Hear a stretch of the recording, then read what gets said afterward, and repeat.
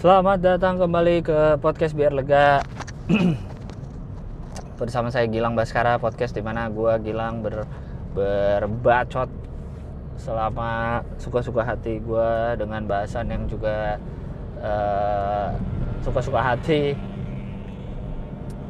Bahasannya tidak ada spesifik, topik spesifik, jadi apapun bisa saya bahas di sini dan apapun yang ada di otak saya keluarkan biar lega, gitu ceritanya. Ini untuk episode Kamis tanggal berapa ya? 5 ya? Kamis tanggal 5. Tapi ini udah gue dari beberapa hari sebelumnya.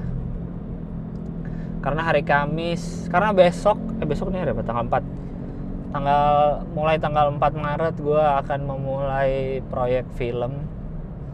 Kalau lihat di Instagram ada namanya, bersama sohib saya Atta Halilintar. Gue lagi bikin film sama Atta dengan judul Asyap Man. Goks, Asyap Man namanya. Jadi gue tuh sebagai komedi konsultan. Sosokan ya, apaan komedi konsultan. Jadi kayak gue bikin skrip. Jadi gue nggak ngerjain skripnya udah ada. Jadi gue memberi sentuhan komedi lah di skrip filmnya gitu. Jadi Asyap Man ini akan menjadi film pertamanya Atta yang juga sutradarai oleh beliau. PH-nya Pak Parwes, Star Vision. Terima kasih sudah mempercayakan saya Pak Parwes. Ya gitulah kurang lebih.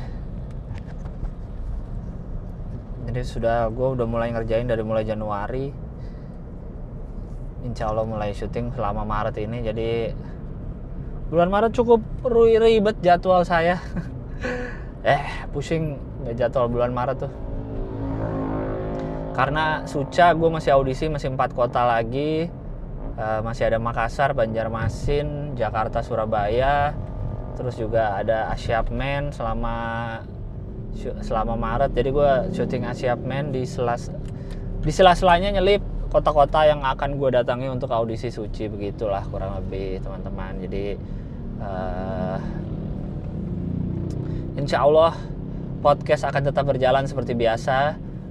Podcast akan tepat waktu terus insya Allah. Karena apalah arti gue sibuk atau banyak kerjaan kalau podcast ini terbengkalai gitu. Gue harus tetap memberi podcast ini kepada kalian guys, karena kalian yang memberi gue semangat, yang selalu bikin gue kayak semangat terus, bensin buat gue berkarya guys. Terima kasih banyak. View kalian, bukan view sih, listener apa sih? Plays kalian di Spotify dimanapun tuh bikin gue semangat untuk bikin berkarya yang lebih bagus lagi. Gitulah kira-kira ceritanya. Ini kayaknya komedi konsultan gue yang benar-benar pertama yang gue full ya, karena sebelumnya gue pernah juga sih ada salah satu film gitulah. Cuma ya itu kayak pas skrip iya, terus habis itu kayak jadwalnya nggak jelas gitu, akhirnya gue jadi lepas deh, nggak ikutan lagi, dibayar juga enggak kayaknya saat itu. Jadi udahlah, ini beneran nih. Gue mau mulai dari awal gitu, dari skrip. Terus besok akhirnya mulai syuting. Karena Atta sutradara baru ya, tentu beliau tidak sendirian, ada co-directornya Mas Capluk. Gue banyak tektokannya sama Mas Capluk. Dia yang lebih pusing sih kayaknya, mikirin teknis segala macam gitu kayak. Gila, gue ngerasain ya, gue berapa kali pernah terlibat film tapi sebagai pemain ya, pemain pun cuma dikit-dikit scene-nya. Ini yang gue baru bener-bener yang terlibat dari mulai development script gitu, dari script maksudnya, setelah script terus gue terlibat banyak gitu, dan gue baru merasa kalau anjing bikin film tuh ribet pisan. Ada banyak kepala yang harus diakomodir, ada gimana ya meeting sama banyak orang, banyak kepala yang harus dipuaskan gitulah kurang lebih. bikin skrip juga nggak bisa sembarangan, makanya gue bikin komedinya juga nggak bisa terlalu ekstrim gimana gitu, karena harus mikirin properti, mikirin art, mikirin segala macam. Jangan seenak-enaknya kalau mau bikin sesuatu. Terus apa namanya, aduh gue gak ada minum lagi di mobil.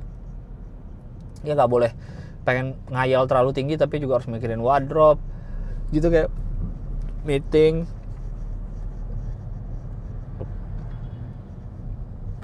Ada, gue butuh air putih, kenapa tadi nggak beli ya? Apa namanya, nyari lokasi, gila, benar-benar kompleks sih. Gue baru sekarang, ya gue udah ngebayangin sih selama ini kekompleksan syuting film, cuma baru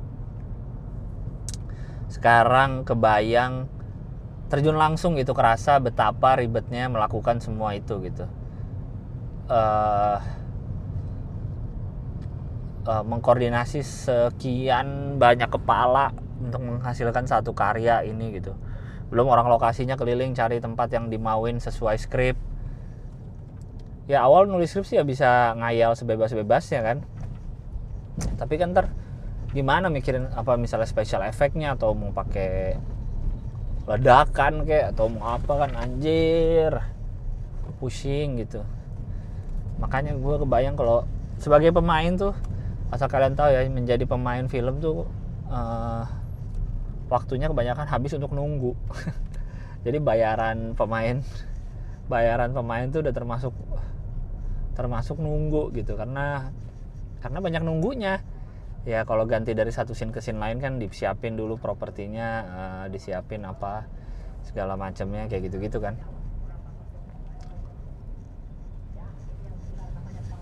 Ada bayarannya emang untuk nunggu, tapi kan selama nunggu itu kan pemain nunggu, tapi kan kru kerja, mindahin lampu, mindahin set, mindahin kamera, nyiapin wardrobe-nya gitu.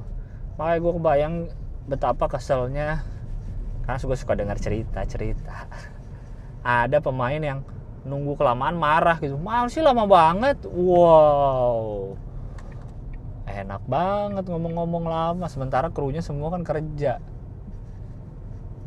Ya Anda bayangkan saja, pemain datang set udah jadi, ya nggak?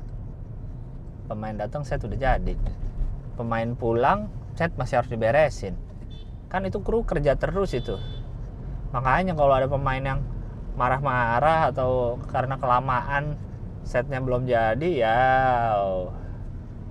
lau sokap marah-marah nih. Ngomong-ngomong, Anda kan tinggal take gitu.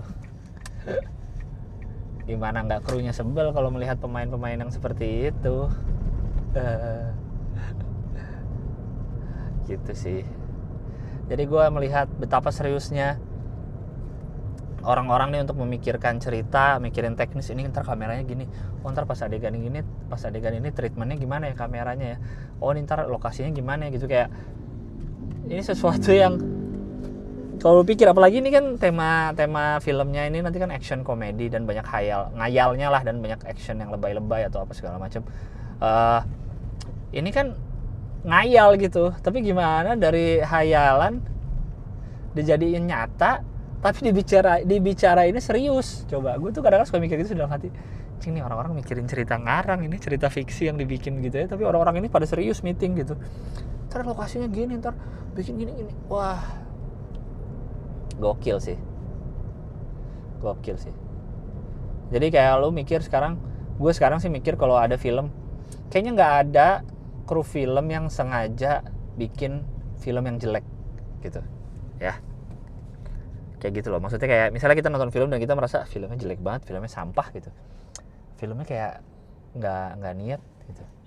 Tapi nggak tahu sih, gue tidak banyak terlibat dalam proyek film, tapi kayaknya nggak mungkin dalam sebuah proyek film masa sih ada yang pas meeting terus, kita gimana nih bikin, udahlah salah aja lah, gini aja lah, cukup lah, penonton juga paling ini, nggak usah ribet-ribet lah mikirin lokasi, di sini aja gitu. Kayaknya nggak akan kayak gitu dah. kayaknya semua akan tetap dikerjakan di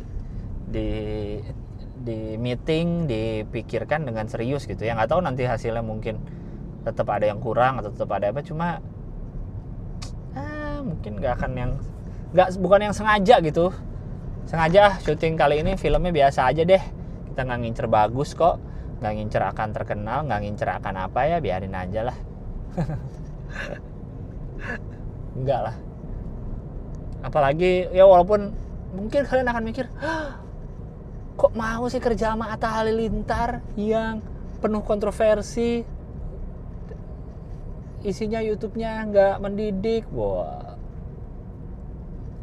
kalau gue sih karena gue nggak kenal Atta gitu, gue nggak bisa bilang dia nyebelin, karena setelah gue berapa kali ketemu dia biasa aja orangnya. Terus juga yang ngubungin gue kan dari Star Vision-nya, dari PH-nya, dan Star Vision terpercaya, gue percaya sama Star Vision dan Papa Arwes gitu. Dan Papa Arwes tuh produsernya, dan Papa Arwes kan memang orang film sejak lama, dan beliau kan sering sekali mempercayakan orang-orang baru untuk duduk di kursi director atau untuk cerita-cerita baru. Kayak dulu bikin film yang YouTuber tuh kalau nggak salah Papa Arwes sama Andovi. Relationship tuh Mas Alit sebagai penulis skenario baru, Papa Arwes mempercayakan. 2 Garis Biru, setahu gue 2 Garis Biru tuh Mbak Gina Esnur tuh pertama kalinya jadi sutradara, Papa Arwes yang mempercayakan. Ernest Prakasa yang akhirnya sekarang jadi sutradara besar, filmnya sukses mulu, Papa Arwes yang mempercayakan beliau mendirect sendiri film-filmnya gitu. Karena nggak semua PH mau berjudi kayak gitu dong. Ngapain dia berjudi miliaran rupiah untuk bikin film dengan sutradara baru gitu, yang dia belum yakin ini bakal berhasil apa enggak gitu. Kalau enggak emang dia percaya gitu loh, ya kan. Tapi Papa harus mempercayakan Ernest untuk jadi sutradara dan penulis untuk pertama kali itu. Terus Bayu Skak, film Yowis Band. Sekarang Yowis Band udah sampai sekarang lagi mau ada seriesnya. Yowis Band 1, 2 oke. Terus Yowis Band 3 setahu gue lagi bakal ada juga. Kayak gitu loh, gue percaya sama visinya Papa Arwes dalam melihat sesuatu. Ya mungkin kalau lu lihat film Star Vision dari dulu sampai sekarang ya nggak semua berhasil, ya biasalah. Lu kerja juga nggak tiap hari bagus kan performa lu di kantor, ada hari-hari jelek lu. Lu misalnya pemain klub bola favorit lu siapa? Misalnya Real Madrid nggak menang terus kan, ada kalahnya gitu loh, biasa aja gitu. Tapi gue percaya sama Star Vision-nya. Jadi gue menerima kerjaan ini, dan ini tantangan aja gitu, gue nyobain jadi komedi consultant. Dan gue hampir setiap, kan syuting sekitar berapa, 23 hari apa, hampir sebulan aja syutingnya di sepanjang Maret ini. Jadi gue hampir setiap hari pula akan ikut di lokasi. Jadi doakan saja. Ini akan menjadi tantangan baru bagi saya. Walaupun kemarin awal-awal sebelum syuting cukup ribet nyari pemain sih, karena terutama jadwal tuh susah banget, jadwal para pemain. Karena kalau kata talent koordinatornya tuh memang digital tuh sudah segitu lumayan mengganggunya, dalam arti mengganggu dalam tanda petik gitu ya. Kayak web series, film-film di OTT, ya yang digital gitulah, acara program-program yang ada di digital itu kan ngambil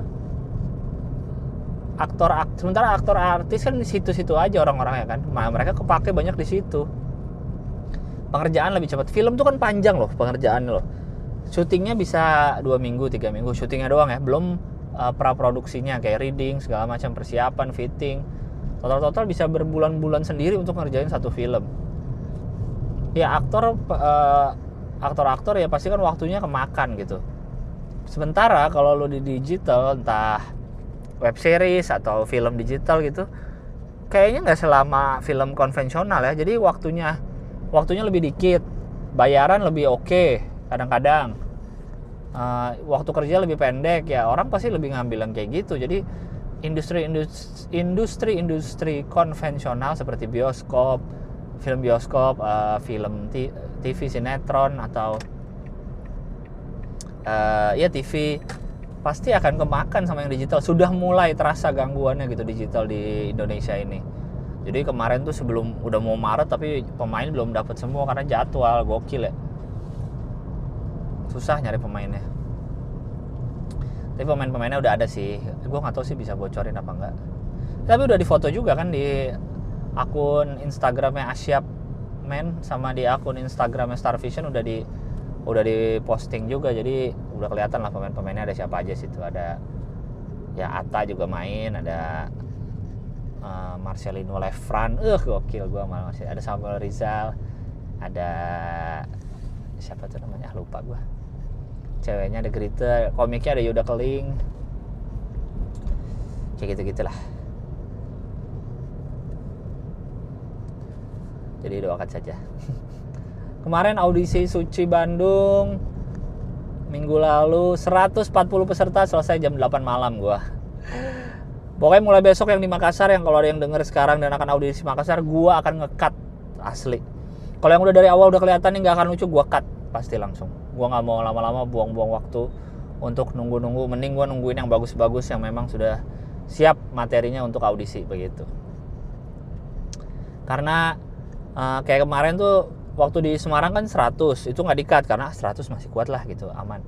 Nah yang di Bandung 140 tadinya udah diumumin kalau akan ada yang di-cut. Siap-siap ya nih akan di-cut nih kalau kurang. Cuma nggak tega gue nggak tega, orang Kompas juga nggak ada yang mau nge-cut, jadi ya udah. Cuma nggak tega tuh emang terjadi karena waktu masih pagi, masih semangat. Makin malam kan makin capek. Baru gue nyesel kenapa nggak di-cut ya dari tadi pagi. Jadi emang biar yang sampai malam tuh yang emang udah bagus-bagus aja gitu. Yang aneh-aneh udah biar gone aja dari awal. Gitu sih. Jadi buat yang nanti akan ketemu sama gue di Makassar, sorry nih, ini bukan masalah personal, tapi ini masalah profesional aja. Gue kerja, lu juga tahu nih audisi pasti akan diterima, ada yang enggak, ada yang di-cut, ada yang enggak, jadi jangan sakit hati, oke? Persiapkan dirimu. Yang di Bandung tuh masih ya, yang aneh-aneh akan selalu ada lah, gue udah siap gitu. Sementara AW di Ambon pesertanya hanya 18.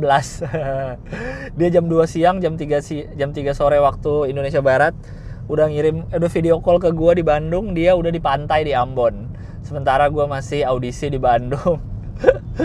Dia udah di pantai jalan-jalan sama kru. Seru sekali. Tapi AW minggu ini ke bagian Jogja, yang mana pasti akan rame juga pesertanya. Gua di Makassar juga terakhir, gue Suca audisi Makassar terakhir 2 tahun lalu, dan Makassar cukup rame. Jadi ini gue akan ke Makassar. Siap-siap hari Jumat tanggal 6 Maret akan bertemu oleh gue di Makassar. Seru. Gue Makassar tidak sabar untuk makan seperti yang gue bilang di episode yang lalu. Ada pisang hijau, ada konro. Gue pengen ngomong apa lagi tadi ya? Apa gue mau bahas apa tadi?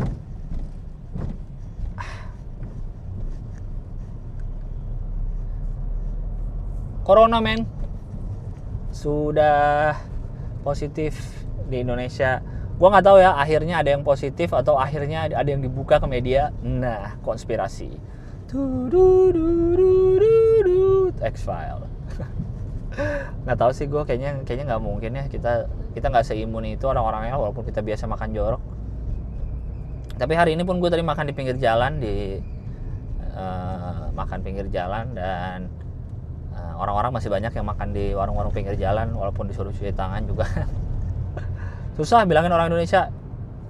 Tapi ya bersyukurlah orang-orang jadi akan rajin cuci tangan, terutama cowok-cowok kalau habis pipis. Taruhan sama gue cowok-cowok tuh kebanyakan jarang cuci tangan. Alhamdulillah gue rajin cuci tangan kalau habis pipis. Cowok-cowok tuh paling males. Ya, ini semoga dengan adanya pemberitaan ini menjadi makin rajin orang-orang untuk cuci tangan. Karena emang bener sih, lu mau pakai masker wajah yang sampai full, sampai kayak huru hara, tapi kalau habis itu lu buka terus lu makan gak cuci tangan, ya apa gunanya, nempel-nempel ke mulut lagi tuh tangan lu yang kotor habis megang apaan tahu. Jadi ngapain melakukan hal-hal yang percuma gitu. Kalau lu nggak rajin cuci tangan, makanan lu nggak sehat, tidur lu nggak bener gitu loh. Gaya hidup sehari-hari aja itu harusnya sih, ada atau nggak ada corona, harusnya sih hidup sehat ya. Gitu loh. Lu baru pas ada corona baru ribet segala macem. Ya bro, diabetes, gula yang lu makan tiap hari itu lebih bahaya dari corona anjing. Kolesterol tuh sop kambing yang lu makan tiap malam tuh, Ya Allah, giliran corona lu pada kalang kabut. Stok supermarket lu habisin, hand sanitizer, masker lu jual-jualin mahal. Tapi cuci tangan di pecel lele cuma sekali celup ke mangkok kobokan udah. Apa gunanya? Nasi seabrek, minumnya es teh manis, gula ketemu gula. Minumnya es jeruk, sikat lagi gula. Itu lu nggak takut. McD setiap hari, KFC setiap hari, sikat terus. Tapi corona paniknya setengah mati.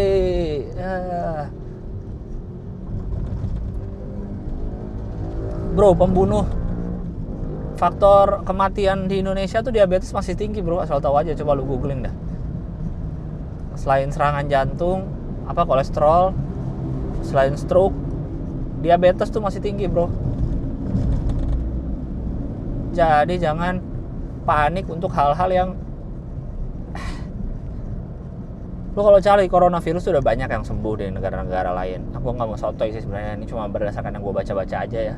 Yang awal-awal juga yang kasus yang di Cina pun yang ada yang meninggal, itu pun orang-orang yang udah berisik motor lo, gue lagi ngomong di mobil. Corona juga di Cina awal-awal yang ada yang meninggal itu pun karena emang dia udah tua orangnya udah tua. Terus ada yang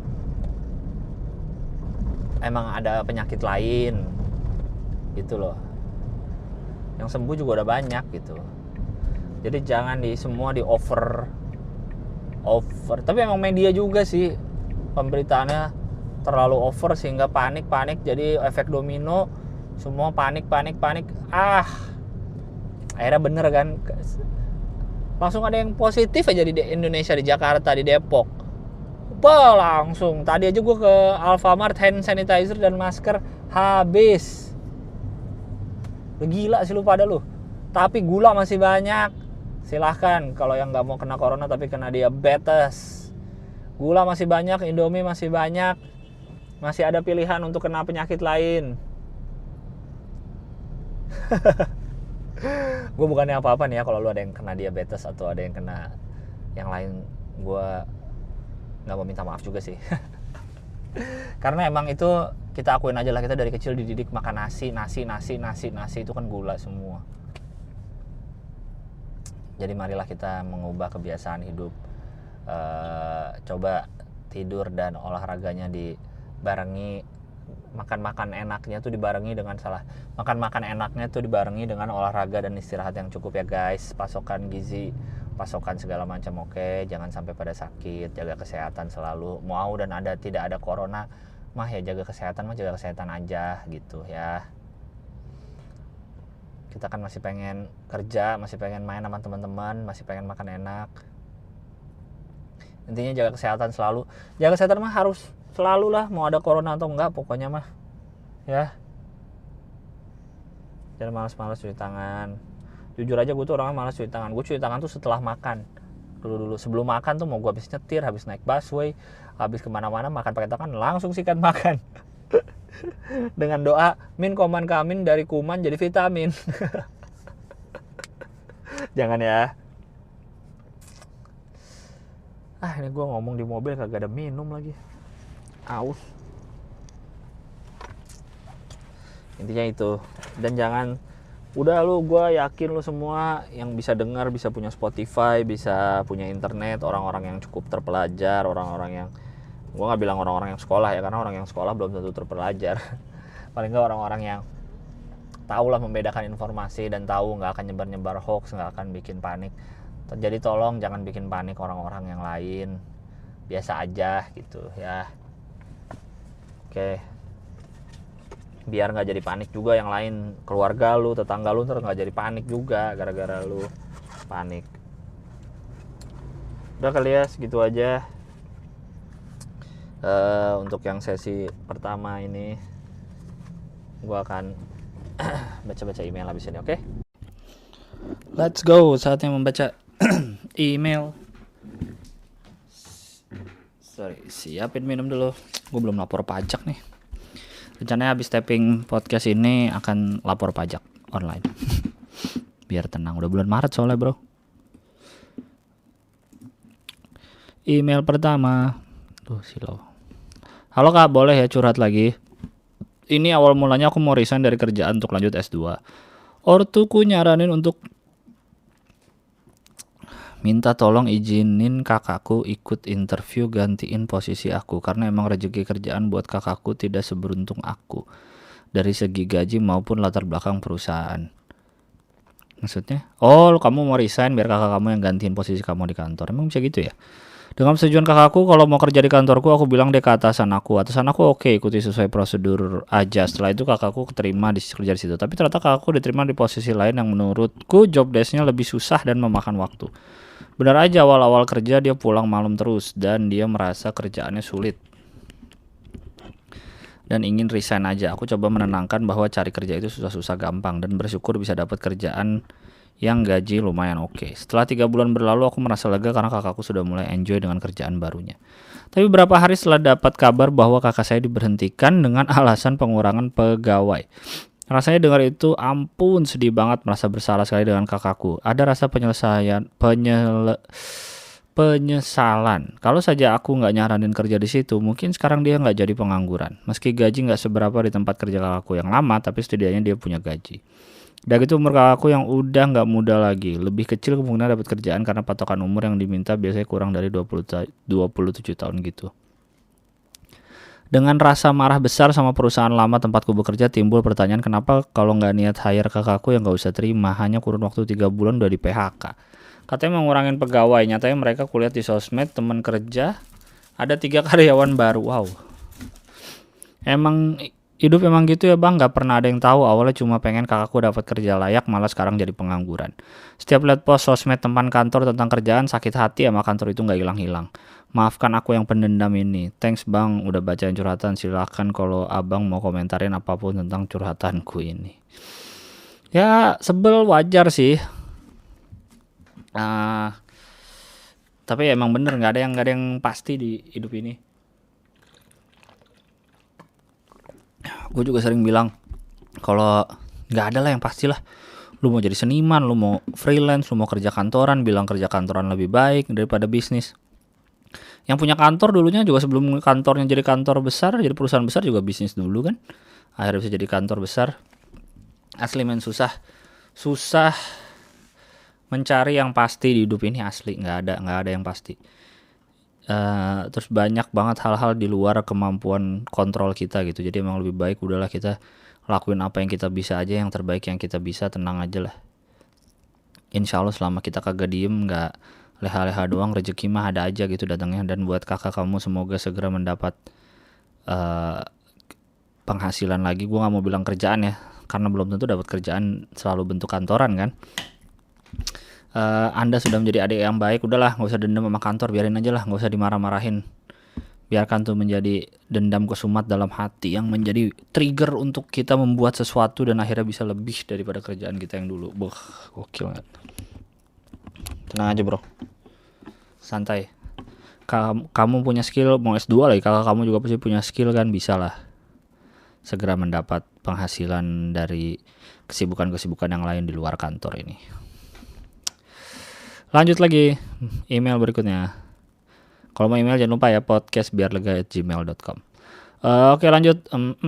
Nggak perlu sebut email ya kak. Oke. Halo Kak Gilang, salam kenal. Cerita dikit kenapa jadi pendengar podcast Kak Gilang, karena penasaran experience dengerin podcast itu apa.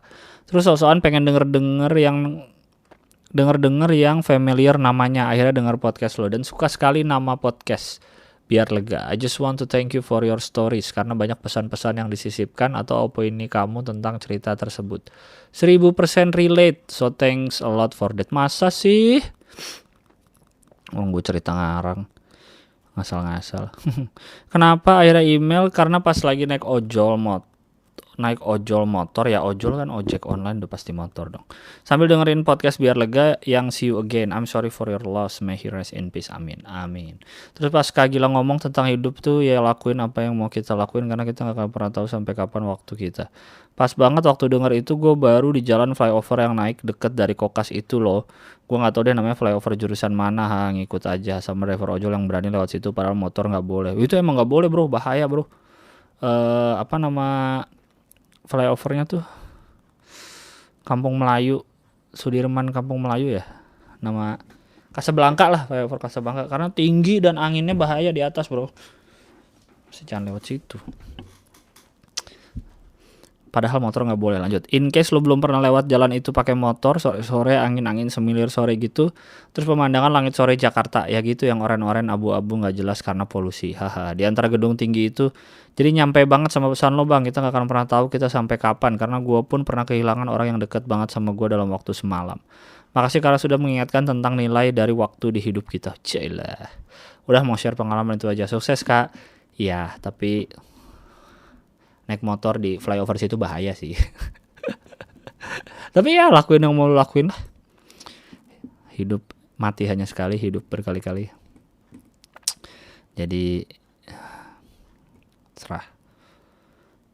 Oke, belajar realistis nama subjeknya. Hai biar lega, hai Gilang.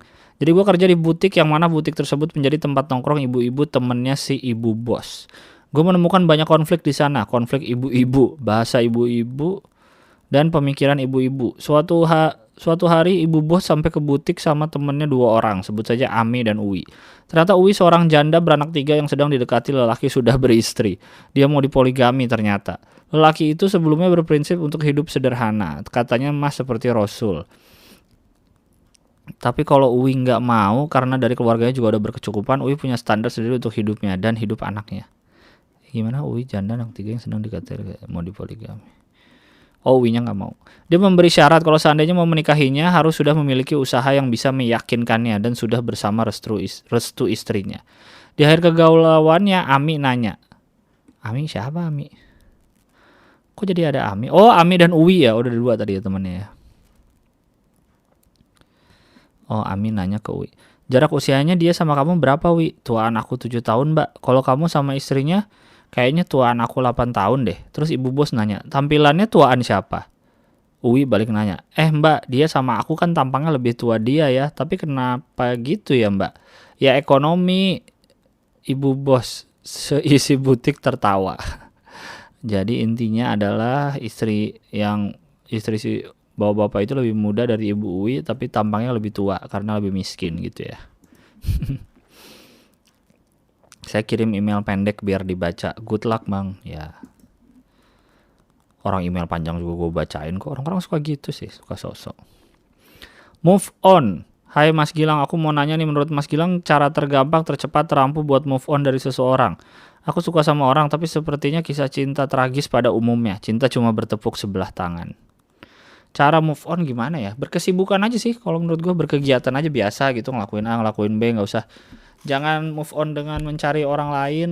Takutnya si orang lain itu hanya menjadi pelarian dirimu. Santai aja main-main sama teman-teman, nongkrong, menjalani hidup seperti biasa aja udah. Gak usah disengajain aku mau move on, nanti malah gak jadi move on. Santai aja.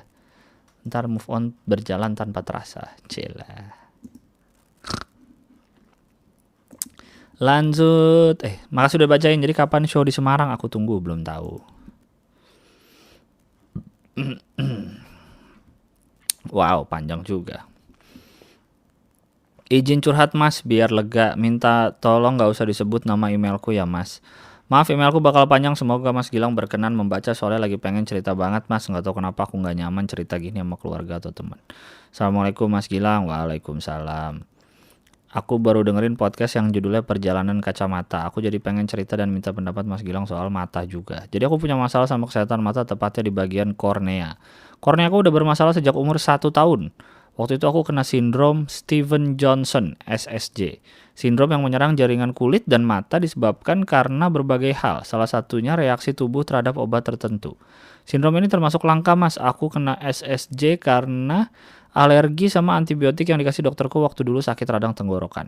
Butuh rawat inap selama sebulan untuk sembuh. Meskipun udah sembuh, dampak dari SSJ ini masih aku rasain sampai sekarang umur 24 tahun.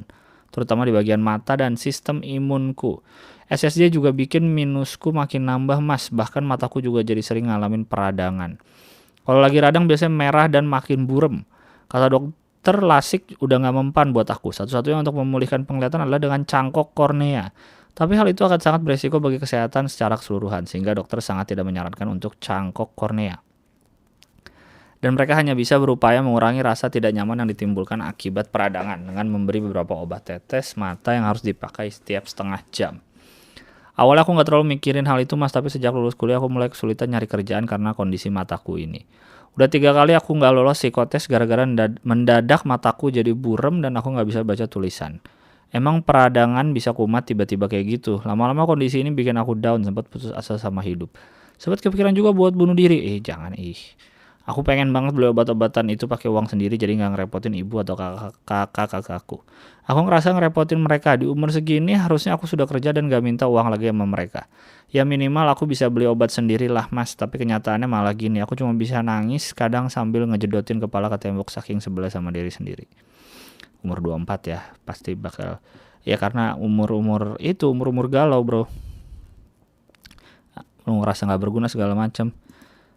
Lu bilang seharusnya lu udah bisa, dibilang mana tadi? Di umur segini harusnya aku udah kerja. Siapa yang bilang harus? Gak ada, men. Dunia ini gak ada yang harus. Itu karena orang lain kebanyakan udah kerja, tapi belum tentu lu harus udah kerja. Gak usah terlalu berpikir membandingkan dengan orang. Hingga suatu hari aku diterima kerja di salah satu perusahaan telekomunikasi. Aku seneng banget dong, akhirnya bisa dapat gaji, akhirnya bisa ngebiayain pengobatanku sendiri. Job deskku emang mengharuskan aku bekerja depan komputer seharian full. 3 bulan berjalan, mataku masih oke. Tapi menginjak bulan keempat, kepalaku mulai sering pusing dan pusingnya di area mata. Bahkan aku pernah pulang kantor hampir pingsan karena saking pusingnya. Karena mulai panik dengan kondisi mata, besoknya aku langsung cek dokter dan ternyata peradanganku kambuh lagi. Tapi ini makin parah karena aku sering berlama-lama depan komputer. Dokter nyaranin aku untuk istirahat dari kerjaan dan nunggu mataku pulih. Ya udah aku nurut aja. Akhirnya aku resign dan nganggur lagi. Sedih lagi, nangis lagi. Aku bingung, ternyata bener kata orang kalau hidup itu lucu. Gimana enggak? Aku berjuang sekeras mungkin buat nyembuhin mataku, tapi malah mataku sendiri yang jadi penghambat perjuanganku. Kayak gak kelar-kelar aja gitu. Muter aja di situ terus. Sampai saat ini aku masih berusaha nemuin kerjaan yang cocok, Mas, sambil makin deketin diri ke Allah aja. Cuma itu yang bisa aku lakuin. Gak tahu lagi harus ngapain. Mungkin Mas Gilang ada saran buat aku.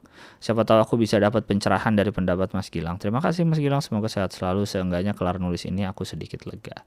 Terima kasih banyak untuk Anda yang tidak mau disebutkan namanya. Kalau menurut saya ya seperti itu. Gak usah merasa harus. Gak usah merasa orang lain umur segitu udah kerja. Orang lain udah apa, lu belum, ya udah. Walaupun emang lu lagi umur-umur galau-galaunya hidup sih umur-umur segitu. Maksud gue tenang aja. Rezeki lu pasti akan ada. Rezeki lu mungkin gak bentuk uang. Mungkin rezeki lu adalah bentuk kakak dan bentuk orang tua yang masih bisa ngebiayain obat-obatan lu. Itu mungkin rezeki lu dari situ bentuknya. Ya gak? Bisa jadi dong. Lu jangan lihatnya repot ibu dan kakak-kakak beliin obat buat lo. Tapi lu lihatnya adalah kakak-kakak dan ibu lu berarti masih ada uang untuk biayain lu. Bayangin kalau kakak-kakak sama ibu lu gak ada rezekinya. Terus pengobatannya gimana? Gak ada dong. Jangan lihat karena lu belum bisa bayar obat sendiri jadi ngerasanya lu tidak berguna. Enggak lah. Lu udah lahir, men, udah 24 tahun lagi di bumi ini. Enggak lah. Santai kalau menurut gue. Mungkin emang kerjaan lu bukan cocok di depan komputer atau mungkin bukan kantoran. Coba macam-macam aja. Coba nulis, coba bikin video, coba bikin podcast, coba ngapain. Nanti lama-lama insya Allah ketemu cocoknya kemana. Ntar ya, ini kabel apa namanya nih, headphone-nya berisik amat. Oke, lanjut email berikutnya. Pertama kali email bang, tolong dibaca. Halo bang, panggil aja gua Yoyoy. Teman-teman sering manggil begitu. Habis dengerin episode perjalanan kacamata, kebetulan gue juga berkacamata sejak beberapa tahun terakhir inilah. Ada. Gue mau cerita bang, gue kan pernah patah frame ya bang. Sering kali minta dana ke ortu, minta urusin ke optiknya ya. Cari yang terjangkau aja frame-nya biar nggak terlalu merepotkan. Soalnya dana abis gajian sering cekak bang. Cuma sering kali nggak pas frame-nya, kekecilan dan apalah pokoknya. Jadi kurang memuaskan hasilnya. Lo pernah merasakan nggak bang? Padahal sudah ada penghasilan. Lalu gue baru-baru ini gue liat kacamata dari Eiger, officially dari Eiger, pengen beli lalu ganti lensanya. Kira-kira bisa nggak ya bang? Maksudnya pernah merasakan apa sih? Pernah padahal udah ada penghasilan. Oh lu udah ada penghasilan tapi tetap minta ke ortu. Nggak apa-apa lah. Kalau emang nggak cukup mau gimana? Karena menurut gue kayak kacamata itu kan udah bukan keinginan, itu kebutuhan kan lu buat lihat gitu, buat sehari-hari beraktivitas. Kalau emang perlu minta, kalau minta perlu bantuan orang ya nggak apa-apa lah.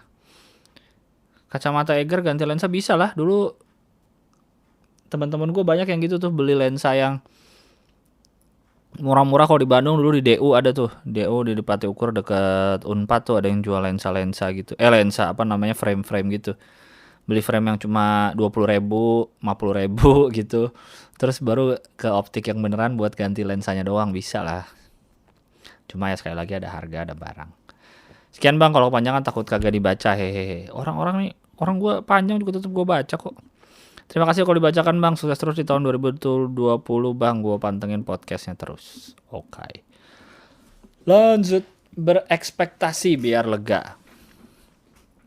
Halo bang, namaku Alip, abaikan nama email, ini nama email backupan.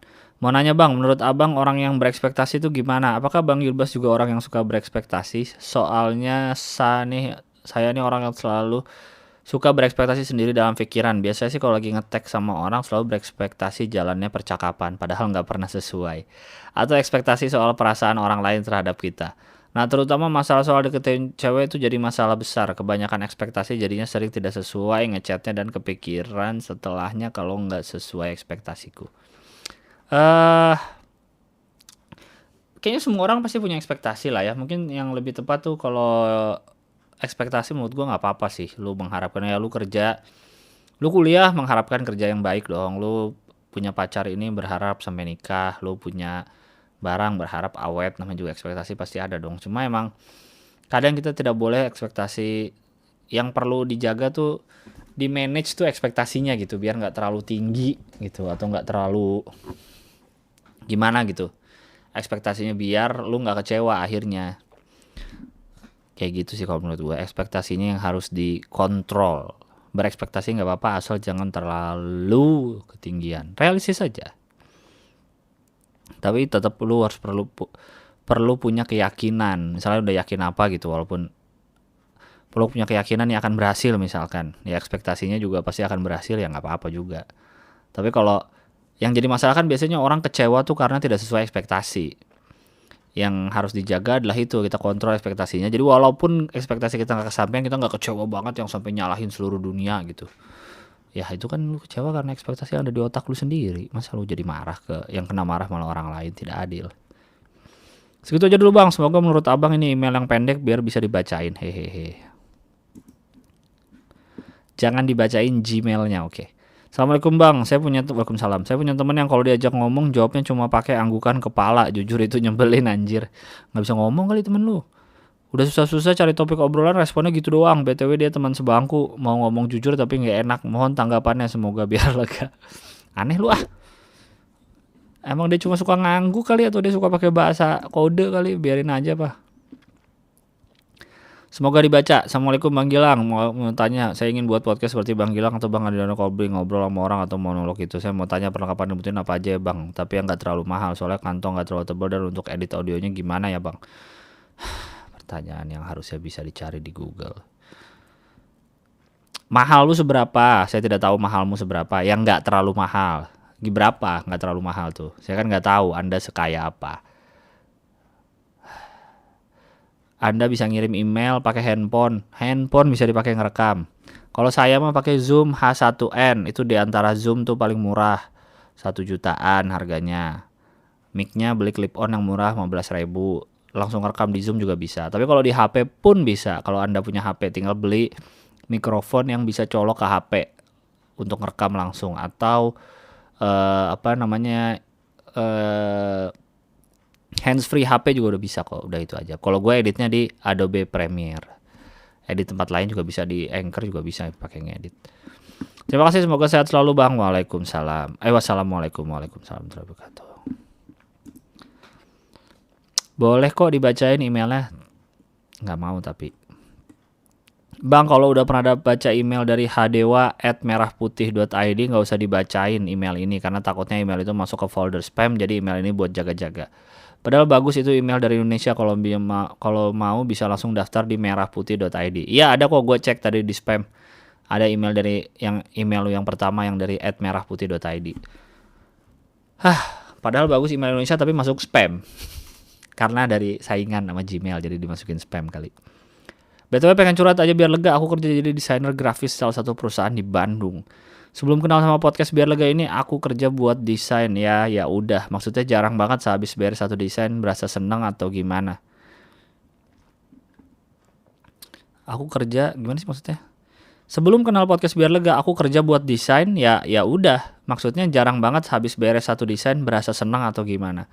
Terus dengerin podcast Bang Gilbas yang tentang berpikir kreatif dan menjadi anak kecil. Dari situ entah kenapa aku termotivasi banget untuk jadi bikin desain-desain untuk di luar kerjaan, nggak mikirin apa yang akan dikomentarin sama orang lain. Ya bagus lah, emang harus begitu. Karena selama ini aku bikin desain grafis takutnya ada yang menyinggung atau dikatain jelek sama orang lain gitu Bang. BTW aku kerja jadi desainer grafis baru kurang lebih 2 tahunan. Alhasil desainnya gitu-gitu aja. Karena aku udah delete akun IG selama 1 tahun lebih. Alhasil desain yang ku buat di post di Tumblr hdwa.tumblr.com kalau yang mau lihat, dan di Pinterest aja. Dan sampai sekarang setiap membuat desain apapun aku merasa wah dan seneng aja. Emang benar ternyata pikarenen kalau dituangin menjadi karya tuh rasanya lega banget. Dan karena nasihat Bang Gilbas yang tentang berpikir menjadi seorang anak kecil yang imajinasinya tuh luas dan gak usah pikirin apa yang akan dikomentarin. Terima kasih udah dibaca, semoga sukses selalu dan sehat Bang. Ini gue lagi buka Tumblr lu. Oh, lu yang desain simpel-simpel gini ya. Mantap juga. Oke. Ya siapa tahu kita bisa bekerja sama kan di masa mendatang. Aduh gatel. Hidung gua gatel habis pakai powerpack. Memang betul bro. Pokoknya harus punya 3 hobi di hidup ini. Kayaknya episode lalu gua ngomong ya. Hobi yang selalu bikin sehat, hobi yang selalu bikin kreatif, dan hobi yang menghasilkan. Kerjaan lu yang jadi desain grafis tuh yang menghasilkan. Yang satu lagi yang untuk lu desain-desain ngarang-ngarang itu untuk biar lu menjadi tetap kreatif. Itu. Karena kalau untuk kerjaan kan pasti ada klien segala macam, lu nggak bisa sebebas-bebasnya. Tapi kalau yang buat diri sendiri mah udah bikin aja suka-suka hati bro. Itu yang bikin lu tetap waras juga di hidup. Kalau nggak pusing kerja mulu. Transportasi calon ibu kota. Hai Bang Gilbas, sebut saja saya Eza, male 23 dari Penajam, tetangga Balikpapan. Penajam pasir itu ya. Saya termasuk pendengar baru, sekitar 2 mingguan maraton dengerin podcast Bang Gilang sambil kerja atau rebahan. Saya mau ngeluarin unek-unek tentang calon ibu kota baru. Calon ibu kota negara, IKN, yang baru masalah transportasi umum. IKN itu apa? Ibu kota negara. K-nya apa? Oh, ibu kota negara. Ibu kotanya 2 kata gitu ya. Bang Gilang kan lahir sampai sekarang tinggal di ibu kota, sudah merasakan macet dan berbagai transportasi yang ada. Kata Bang Gilang, sebelum dan sudah adanya transportasi, Jakarta tetap macet. Yang menurut Bang Gilang, jika calon IKN disediakan transportasi umum yang lengkap seperti Jakarta sekarang dari awal, apakah akan terhindar dari macet? Atau malah tidak perlu transportasi umum? Kalau menurut gua, Jakarta tuh udah kota yang kayak nggak di-plan gitu loh, kayak nggak ada blueprintnya. Jadi kayak udah bikin banyak, udah kotanya udah settle, baru harusnya ada busway ya dibikin. Jadi jalanan yang tadinya lebar dikecilin, untuk busway tetap yang jalan sempit nggak dipikirin. Belum ada jalur sepeda ya, akhirnya baru ditambahin, dicat ijo-ijo yang sangat aman itu untuk pesepeda. Belum ada MRT ya, baru ditambahin gitu. Jadi kalau misalnya di IKN nanti, kan IKN dari nol nih ibaratnya bikin kota baru kan. Kalau misalkan bisa dibikin transportasi umum dari awal, mungkin tidak akan macet. Mungkin ya dugaan gue, karena emang udah direncanakan gitu dari awal. Kayak misalnya kayak di Jepang gitu kan, dari tahun 80-an udah ada MRT gitu. Berarti kan udah direncanain gitu. Mungkin akan lebih lebih tidak macet mungkin. Segini aja dulu bang, karena banyak hal yang mau saya sampaikan mengenai calon IKN seperti hutan dan pendatang. Terima kasih sudah dibacain dan maaf jika kepanjangan. Salam juga untuk Anda sebentar lagi jadi orang ibu kota dan saya sebentar lagi menjadi anak daerah. Lanjut. Assalamualaikum Kak Gilang, saya habis dengerin podcast abang yang dulu pendiam. Saya cuma mau nanya, gaji dari iklan di Anchor itu berapa bang? Gitu doang, saya cukup kepo soalnya. Sebenarnya ngiklanin di Anchor tuh belum bisa ya kalau kita kan, karena kalau lu buka Anchor kan tulisannya masih untuk di US kan. Kalau yang ngiklanin sendiri gitu kayak YouTube, itu kan kayak monetize, belum bisa sebenarnya. Kalau gua tuh dapat iklan tuh sama kayak kalau gua dapat iklan buzzer Instagram, buzzer Twitter gitu loh dari agency.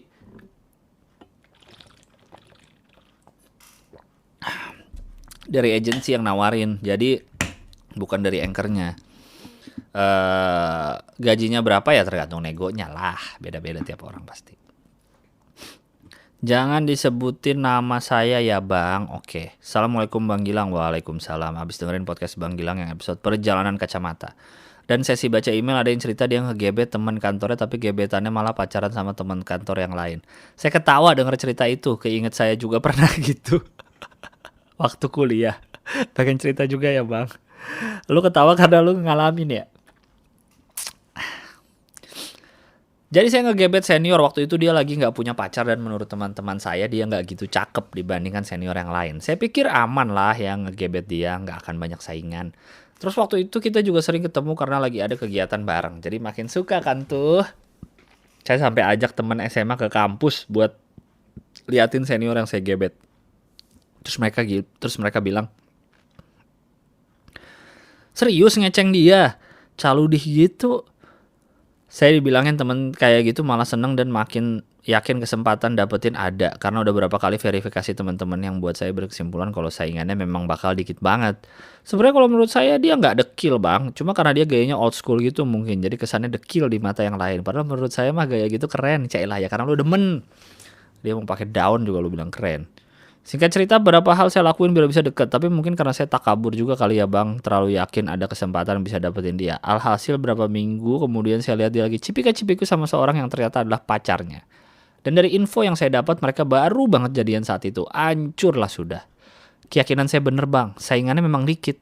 Tapi saya lupa satu orang yang aja ya tetap saingan kan. Mana saingannya cakep lagi, salut juga ya, jago kali dia bisa dapetin yang cakep, sungguh di luar perkiraan. Berarti dengan kata lain, Anda merasa diri Anda tidak cakep ya. Tapi beberapa waktu kemudian mereka putus karena dipertemukan di satu kegiatan. Saya malah jadi temenan sama pacarnya itu yang udah jadi mantan. Mungkin cerita bisa dijudulin Sainganku Adalah Temanku kali ya. Udah gitu aja deh bang, makasih banyak udah dibacain. Maaf kalau kepanjangan, semoga Bang Gilang dan pendengar podcast biar lega selalu dalam kebaikan. Amin. Assalamualaikum. Waalaikumsalam. Lu terlalu yakin gak ada saingan. Semua orang di dunia ini ada saingan pasti bro. Nggak mungkin nggak ada lah. Silahkan baca alamat emailnya kalau mau promoin sosmed juga boleh. Twitter @adit1409, IG @adit149 tuh. Assalamualaikum Bang Gilang. Gua Adit umur 29, mau sharing dan sedikit nanya. Gua udah 5 tahun jadi PNS di salah satu instansi pusat. Awal kerja dapat bos yang asik banget. Saking asiknya dulu gue pernah disetirin sama dia pas nebeng pulang ke Bandung. Bayangkan bang, anak baru diajak bos mudik bareng ke Bandung, gue yang disetirin pula. Agustus 2017 bos gue diganti dan penggantinya 180 derajat banget bedanya. Bos yang ini sangat ingin dilayani dan cenderung memanfaatkan jabatan yang dia punya. Gue sih selama ini masih coba bertahan dan cenderung cuek dengan keadaan. Tapi partner gue dan senior-senior gue banyak yang drama banget dalam ngadepin beliau. Ada beberapa yang ngelawan tapi akhirnya malah tersingkir, dipindah atau minta pindah. Gue gak minta saran soal ini karena gue tahu hal ini bisa jadi pelajaran buat gue supaya bisa ngadepin berbagai jenis orang di dunia, benar. Mohon doanya aja dari lu dan pendengar biar lega supaya gue kuat ngadepinnya dan orang-orang macam gini habis di lingkungan pemerintahan kita. Amin ya Allah. Apalagi PNS ya, nyebelin banget sih gue kebayang jadi lu. Udah enak dapet bosnya, bosnya rese. Semoga Anda bisa tetap menjadi pelayan publik yang baik walaupun punya bos rese apapun. Yang mau gue tanyain, ngerawat rambut pakai apa bang? Rambut gue ikal dan pengen bisa gondrong kayak lu tapi gagal terus karena ketombean. Nggak ada, gue nggak ngerawat rambut apa-apa, pakai sampo biasa kok. Sampo yang dari dulu lumayan gue bertahan lama adalah pakai Head and Shoulder. Udah cukup lama gue pakai Head and Shoulder. Sebelumnya sempet pakai Dove zaman kuliah tuh karena Dove wanginya enak. Tapi Dove lama-lama udah jarang. Terus gue sempet pakai Pantene kali ya, pernah ya. Tapi pokoknya yang terakhir, udah berapa tahun terakhir ini gue nggak pernah ganti-ganti Head and Shoulder. Gagal terus karena ketombean. Kalau gondrong jadi ketombean gitu maksudnya. Gue dulu juga pernah ketombean pas kuliah, cuma gue tahu itu pas gue lagi stres. Setelah gue perhatiin siklus gue ketombean, jadi gue waktu itu siklusnya adalah tangan gue kelupas semua kulitnya nih, sama rambut ketombean. Ketombean tuh kan juga dari kulit kepala yang ngelupas kan, jadi sama. Telapak tangan ngelupas, kulit kepala ngelupas, jadi ketombean. Ternyata setelah gue perhatiin siklusnya tuh setiap mau ujian, setiap mau UAS, setiap mau UTS gitu loh, saat lagi pikiran lagi stres tanpa sadar gitu. Sisanya sih nggak pernah ketombean. Nggak tahu deh kalau lu, coba lu pikir kenapa lu bisa ketombean. Udah lama jadi penikmat stand up dan podcast, pengen mulai open mic dan bikin podcast sendiri tapi masih sering awkward. Ada saran nggak gimana caranya motivasi diri untuk mulai itu semua bang? Gua nggak ada saran cara motivasi gue nggak ada, tapi saran gue adalah mulai aja dan coba. Jadi kalau mau open mic cobain, kalau mau bikin podcast cobain aja. Lu nggak akan tahu gimana rasanya kalau nggak cobain, belum tahu bisa apa enggaknya kalau belum cobain. Makasih udah bacain bang, saya bahagia selalu, salam buat keluarga di rumah. Wassalamualaikum. Waalaikumsalam warahmatullahi wabarakatuh. Sudah cukup panjang, besok gue mau mulai syuting pagi-pagi, subuh harus sudah berangkat, oke? Jadi terima kasih banyak yang sudah email di podcastbiarlega@gmail.com. Makasih banyak yang sudah dengerin. Selalu jaga kesehatan kawan-kawanku. Walaupun ada dan tidak ada virus, tetaplah jagain kesehatan.